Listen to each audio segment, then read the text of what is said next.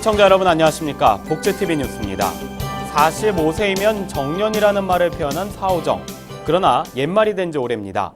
한국 근로자들의 평균 나이가 늘어난 것으로 나타났습니다. 무슨 이유인지 박고은 아나운서가 전합니다.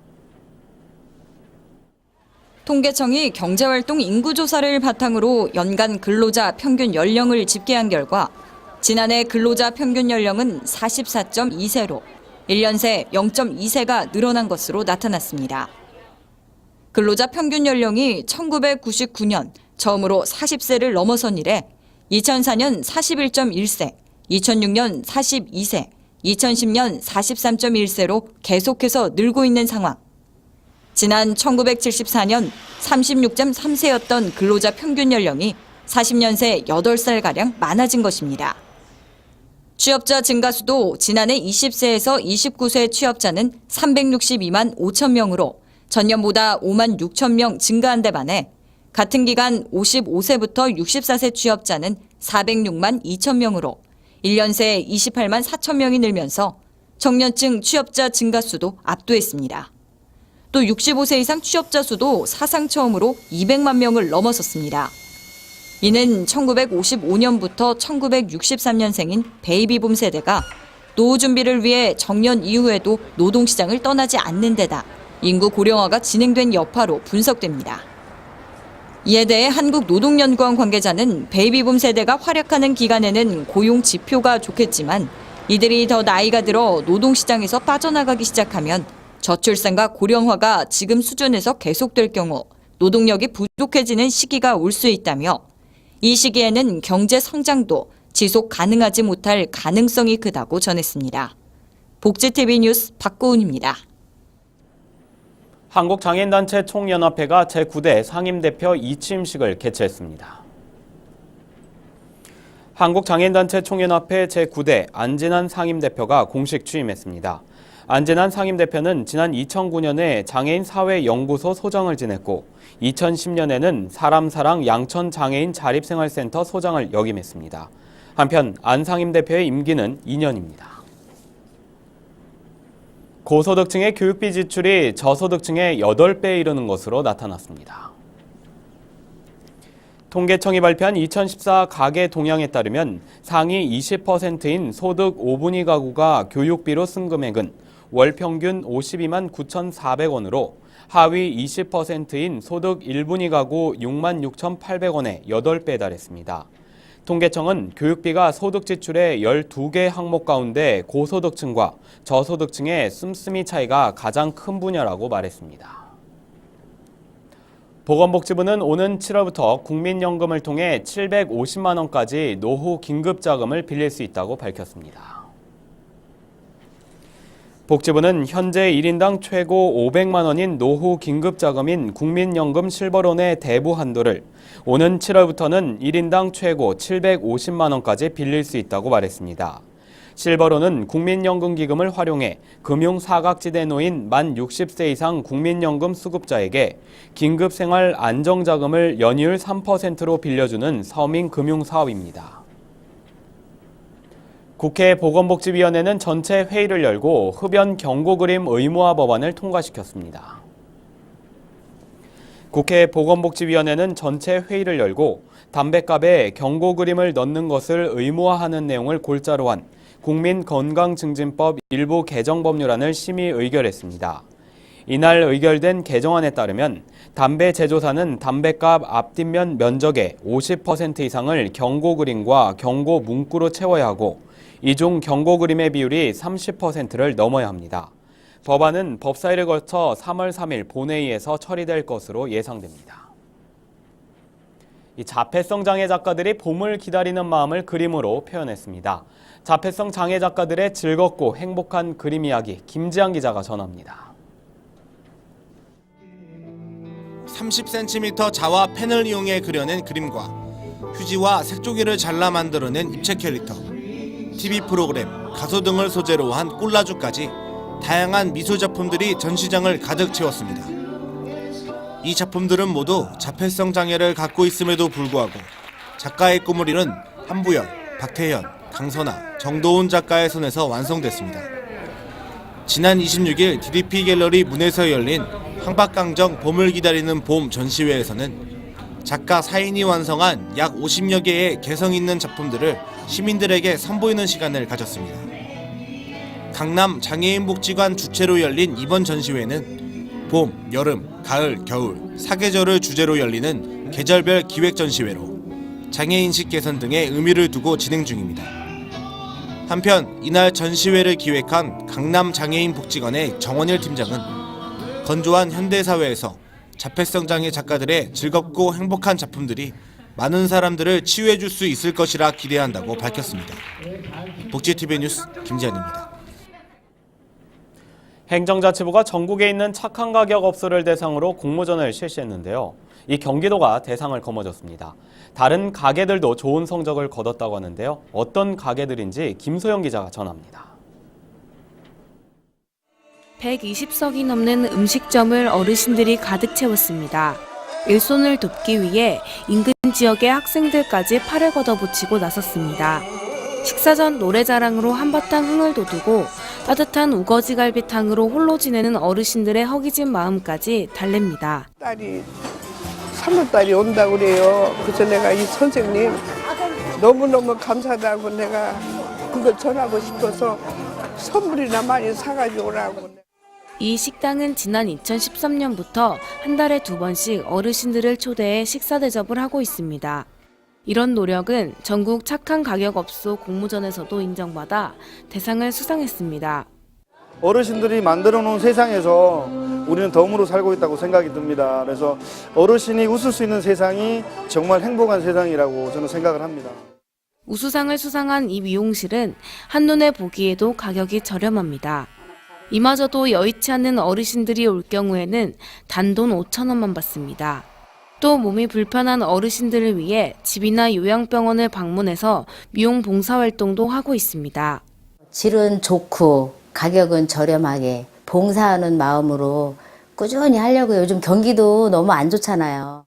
대상 한 곳과 우수상 2곳으로 전국에서 가장 좋은 성적을 낸 경기도의 비결은 착한 가격뿐 아니라 지역 주민들에게 봉사하는 착한 마음이었습니다. 복지TV 뉴스 김소연입니다. 네, 요즘 졸업 시즌인데요. 어르신들의 특별한 졸업식이 열렸습니다. 배움의 즐거움에 푹 빠져 대학 합격까지 이뤄낸 할머니들이 있습니다. 박고은 아나운서입니다. 다음 달이면 대학 새내기가 되는 76살 장르미 할머니. 대학생이 된다는 생각에 요즘 하루하루가 즐거움의 연속입니다. 전쟁통에 가까스로 초등학교를 졸업하고 아버지를 여윈 뒤엔 맞이로서 학교 대신 취업 전선에 뛰어들어야 했던 장할머니. 뒤늦게 시작한 공부였기에 열정은 남달랐습니다. 중국어학과를 선택한 할머니는 역사를 올바로 전달하는 가이드가 되는 게 소원입니다. 건강이 허락한다면은 덕수궁도 있고 뭐 그런 데서 우리 한국 역사도 알릴 겸 또 이제 소일도 될 겸 그렇게 직장을 가졌으면은. 올해 68인 김점선 할머니는 노인복지사의 꿈을 조금씩 키워가고 있습니다. 자식들 뒷바라지하고 53년 만에 다시 들어선 배움의 길.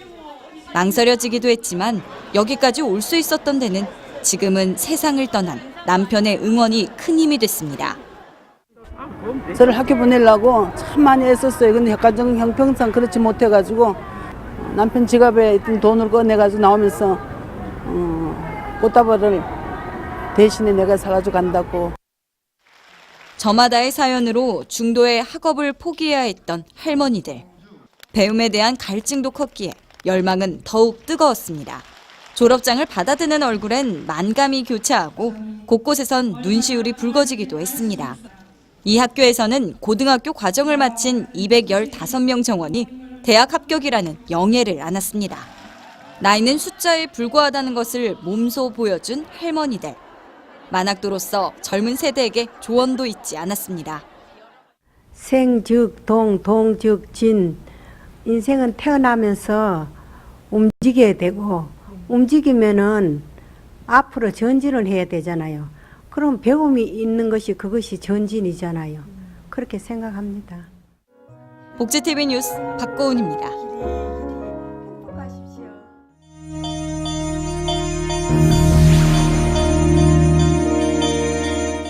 이어서 간추린 뉴스를 전해드립니다.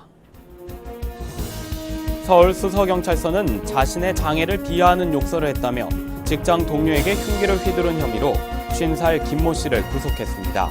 택시기사인 김 씨는 주차장에서 동료기사 38살 신모 씨와 승강이를 벌이다 흉기를 휘둘러 다치게 한 혐의를 받고 있습니다. 신 씨는 인근 병원으로 옮겨져 치료를 받았고 생명에는 지장이 없는 상태입니다. 대한장애인체육회는 장애인체육과 관련해 불합리한 제도나 관행 등을 발굴하고 개선할 핫 옴부즈만을 운영한다고 밝혔습니다. 체육회는 비밀 보장을 위해 김성일 회장이 직접 이메일을 접수하고 조치 결과를 회신한다고 말했습니다. 제4대 대한장애인 골볼협회 회장에 백남식 한국시각장애인복지관 관장이 당선됐습니다. 신임 백 회장은 서울장애인올림픽 골볼 종목 심판과 인천장애인 아시아경기대회 골볼 종목 본부장을 역임했습니다. 백 신임 회장의 임기는 오는 2019년 2월 25일까지입니다. 제1기 문화복지 CEO 과정 수료식과 문화복지사 1급 자격증 수여식이 부산에서 열렸습니다. 13주 과정을 수료한 60여 명의 참가자들은 그동안 문화복지 정책과 문화예술 기초 소양을 교육받아왔습니다.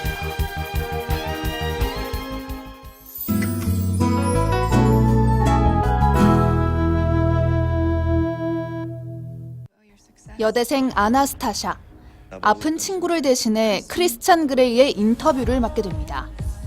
단숨에 사람을 매료시키는 그레이의 마력에 아나스타샤는 순식간에 빠져들고 그 역시 순수한 아나스타샤를 점점 더 알고 싶어지게 되는데 완벽한 매력의 크리스찬 그레이와 아찔한 사랑에 빠진 순수한 여대생 아나스타샤의 파격 로맨스를 그린 영화.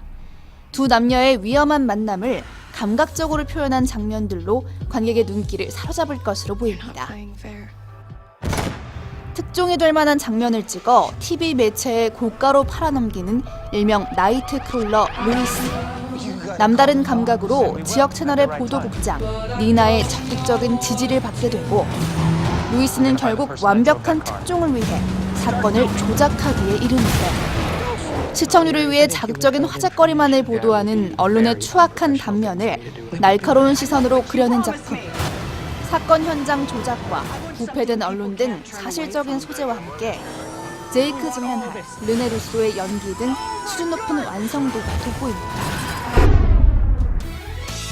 공연계의 엄마 신드롬을 몰고 온 연극 친정엄마와 2박 3일이 3월 20일과 21일 충남대학교 정신화홀 무대에 오릅니다. 장애인과 국가유공자는 할인 혜택이 있으며 공연장에는 휠체어석과 장애인 화장실이 있습니다. 2005년 독일에서 초연됐던 뮤지컬 로빈 훗이 3월 29일까지 신도림 비큐브 아트센터에서 공연됩니다. 장애인과 국가유공자는 할인 혜택이 있으며 공연장에는 휠체어석과 장애인 화장실이 있습니다. 데뷔 50주년을 맞아 전국 투어 콘서트를 펼치고 있는 국민 가수 남진이 3월 15일 인천 종합문화예술회관에서 공연을 갖습니다. 장애인과 국가유공자 관객은 할인 혜택이 있으며 공연장에는 휠체어석과 장애인 화장실이 마련되어 있습니다. 이야기가 있는 시간 오늘의 영상 함께 보시죠.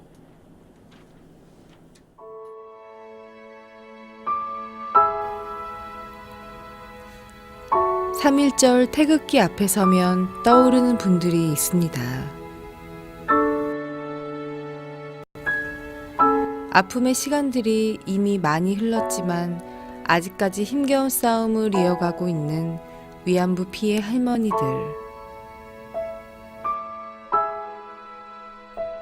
이분들의 아픔을 함께 기억하고 잊지 않는 것이 우리들이 할 수 있는 가장 큰 응원이 아닐까 생각해 봅니다. 네, 올해는 광복 70주년이죠. 일본은 올바른 역사인식을 토대로 한일 관계가 정상적으로 발전할 수 있도록 해야 할 것입니다. 일본 정부의 올바르고 용기 있는 결단이 필요합니다. 행복한 미래를 여는 방송 국제TV 뉴스를 마칩니다. 시청해주신 여러분 고맙습니다.